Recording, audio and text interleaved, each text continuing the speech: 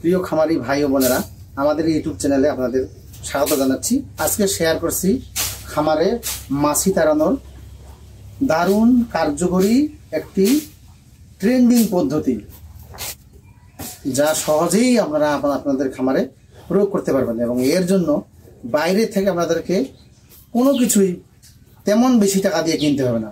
সহজ একবারে প্রাকৃতিক একটা পদ্ধতি আপনাদেরকে আজকে বলবো। বন্ধুরা, খামারে গরুর শরীর ও গোয়াল ঘরে মানে চরম একটা সমস্যার কারণ হয়ে দাঁড়ায় এই মাছি।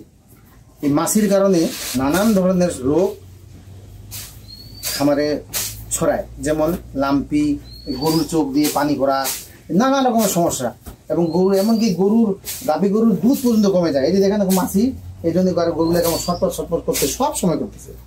এই ছটপট আর করবে না। এই যে আমরা স্প্রে করি, কিন্তু আজকে শুধু এই ভিডিওটা করার জন্য আমরা স্প্রে করি নি, কি পরিমাণ গরুগুলো ছটপট করতেছে দেখানোর জন্য।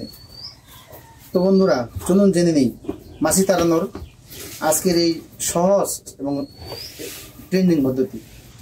বন্ধুরা, আপনারা আমার হাতে একটি প্লেট দেখতে পাচ্ছেন।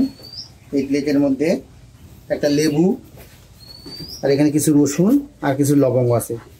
কারণ এগুলো আপনারা কি করবেন, লেবুটা কাটতে হবে, কেটে এর রসটা বের করে নিতে হবে।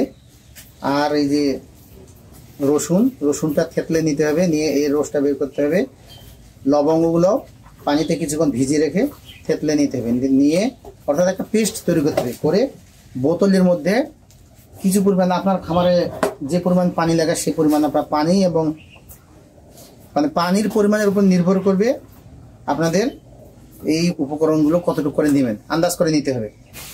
এই উপকরণগুলো একসাথে এক জায়গায় করে একটা বোতলের মধ্যে দিবেন, দিয়ে ওখানে পানি দিবেন, পানি দিয়ে তারপরে সুন্দর করে গরুর শরীরে স্প্রে করবেন। আর একটা কথা বন্ধুরা, যেহেতু এটা প্রাকৃতিক উপাদান, গরুর শরীরে স্প্রে করলে বা খাদ্যের মধ্যে পড়লে কোনো সমস্যা হবে না।